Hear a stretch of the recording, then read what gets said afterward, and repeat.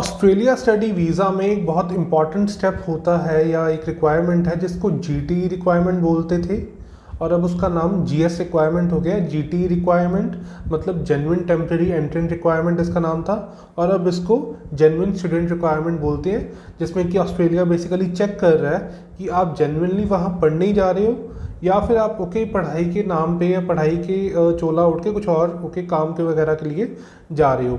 तो ये क्या है जीटी और इसमें क्या क्या रिक्वायरमेंट्स हैं, ये वीडियो उस बारे में होने वाली है। चैनल को सब्सक्राइब कर दीजिए और स्टार्ट करते हैं।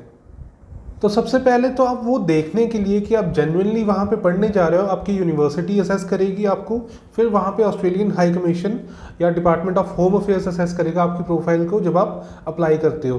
तो इन दोनों ही केसेस में क्या क्या रिक्वायरमेंट है, क्या क्या क्राइटेरिया है जेन्युइन स्टूडेंट होने का, उसको स्टार्ट करते हैं। सबसे पहले कुछ क्वेश्चंस आते हैं, उनमें आपके एप्लीकेंट के करंट सर्कमस्टेंसेस देखते हैं।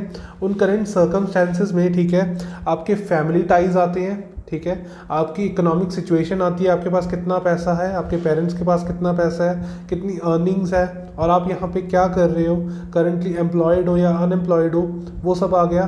ठीक है ये चेक होता है।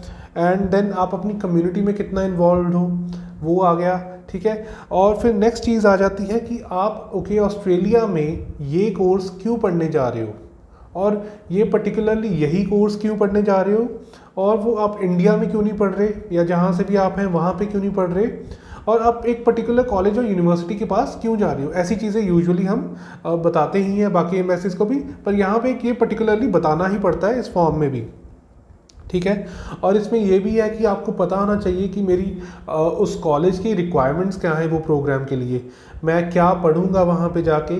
ठीक है और दूसरी कि क्या कॉलेज है, यूनिवर्सिटी है, क्या रैंक्स हैं उसके और वो यूनिवर्सिटी कितनी अच्छी है, किस चीज़ में अच्छी है, ये चीज़ें पता होनी चाहिए आपको। फिर इसमें वो चेक कर रहे हैं कि आप जो कोर्स पढ़ने जा रहे हो वो कितना वैल्यूएबल है आपके लिए, आपकी प्रोफाइल के अकॉर्डिंग वो सेट बैठ भी रहा है कि आपके लेट्स से आपने कंप्यूटर साइंस का बैकग्राउंड है तो उसमें अगर आप फ्यूचर में जो पढ़ने जा रहे हो वो उससे रिलेटेड भी है, रेलिवेंट भी है, या कुछ अवा तवा कोर्स ही आपने चूज़ किया हुआ है, वो भी इम्पॉर्टेंट है। और वो फ्यूचर में आपको एम्प्लॉयमेंट गेन करने में कैसे हेल्प करेगा वो प्रोग्राम जो आप पढ़ने जा रहे हो। तो इसमें आपके गैप्स हो गए, ठीक है वो भी चेक होते हैं कि आपकी प्रोफाइल में गैप्स नहीं होने चाहिए। ये ऑस्ट्रेलिया की तो पहली बेसिक सी बात ही है कि प्रोफाइल में अगर बहुत लंबे गैप्स हों तो प्रोफाइल नहीं एक्सेप्ट होती है।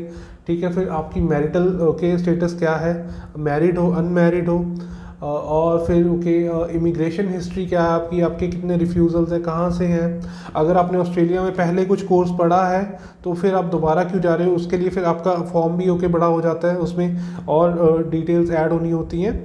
और ये सारी चीज़ों को मिला के फिर एक जेन्युइन टेम्प्रेरी एंट्रेंट या जेन्युइन स्टूडेंट की रिक्वायरमेंट आपकी चेक होती है कि इस क्राइटेरिया पे चेक होती है। तो जब भी आप भर रहे हैं मेक श्योर कि आपके नॉलेज आपके एजेंट को नॉलेज है कि कैसे उसने जेन्युइन टेम्प्रेरी एंट्रेंट की रिक्वायरमेंट को फुलफ़िल करना है और उनको भी पता होना चाहिए कि आप ये फुलफ़िल कर पाओगे या नहीं। ऐसा ना हो कि आप नहीं फुलफ़िल कर सकते और आप ऑस्ट्रेलिया का प्रोसेस स्टार्ट कर दिया जो कि बहुत एक्सपेंसिव है। तो ये आपका एजेंट ही आपको तैयार करवाता है और आपका एजेंट ही आपको सारा ये गाइड करना चाहिए उसको।